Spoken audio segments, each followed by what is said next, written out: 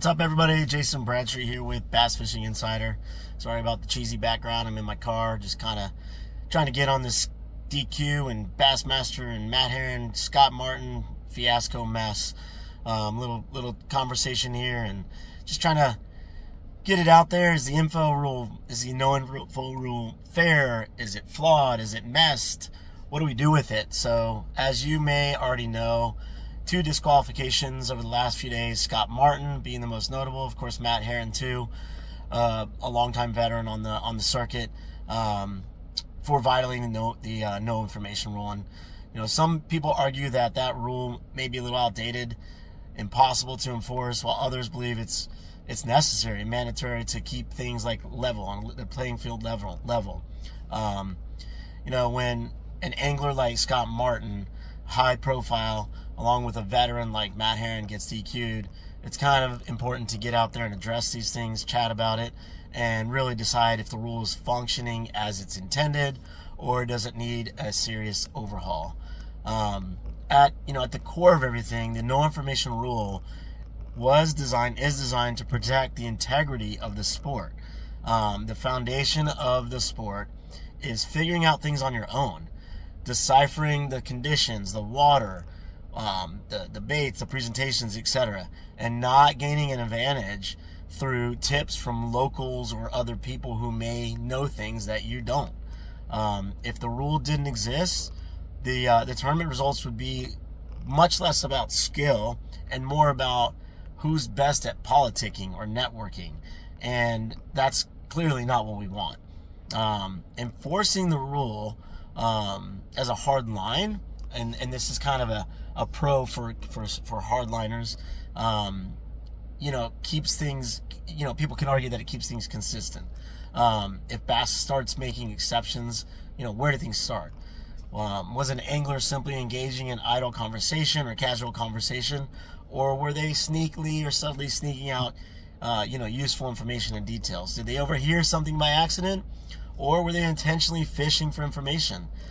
Without a strict policy, some would say that distinguishing between harmless chatter and strategic information gathering kind of becomes muddy, and it turns into a case-by-case judgment call.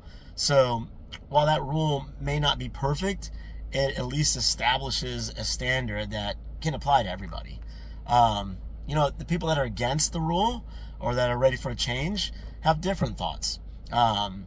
Despite the intent, enforcing that rule can kind of be a logistical nightmare in the modern area for a number of different reasons. You got social media, YouTube, everyday interactions also at gas stations and marinas and tackle shops and just with friends, make it kind of almost impossible to police and also to avoid that outside input. What happens if an angler does receive unsolicited advice? Should that pro be disqualified over a conversation they didn't even initiate? That seems a little harsh, but if it's a hardline rule that we need to stay consistent with, maybe it's necessary. This season, of course, Martin and Herren were DQ'd, but the other issue is how many others have been a part of this kind of situation. I would argue that countless have been. I've seen it. I've been a part of it, not personally been, I haven't committed any infractions, but I've seen presentations to me or other people I know where people are hinting at things or trying to start a conversation and engage in something and just kind of suck the angler into a conversation where they can give them information. So it's a tough one. If the rule isn't enforced, though, across the boards, it does raise fairness concerns. And some anglers may follow the rule to the letter, but others may really inadvertently or even deliberately benefit from gray areas in enforcement. So a rule that isn't consistently applied, of course, loses credibility. And I would argue, one thing that needs to be considered, I've heard this thrown on there too, of course it makes sense, is intent. So that's really a big missing piece in a lot of the conversation, is did the angler in question deliberately seek an unfair advantage, or was that information received unintentionally? There's a difference between an angler making phone calls to local guides and versus casual dockside banter or conversation where someone volunteers information to that angler unprompted. So my question is, should there be different levels of punishment?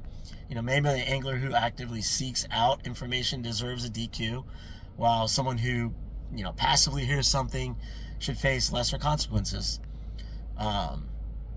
Other sports obviously do consider intent, and usually in the law there's two parts to committing a crime. You got to have intent usually to commit a crime. So that said, under the current rule, even if an angler doesn't ask for information, are they responsible for shutting down that conversation? And yes, the answer is yes, immediately. And we have done that at my boys fish high school at a high level. We were presented with information, or tried to.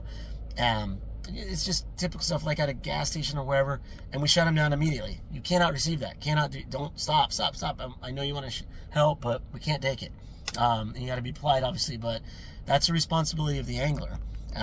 So ignoring that responsibility, even passively, can and probably should result in disqualification. But I want to hear your take. So the underlying question, the end all is, does Bass need to adapt? Do we need some changes? Nobody wants tournament information wars, but should there be a more practical way to handle these kinds of situations? So let me hear what you got. Let me hear what you think. We don't want to avoid these situations. We want to clean things up, I'm sure. But this has brought to light really a problem that's been out there for a long time, and it's pervasive. It's all over the place. And so let me hear your thoughts. Let me hear what you think. Are you for it? Are you against it? What kind of changes do you think should be made? And let's hear it.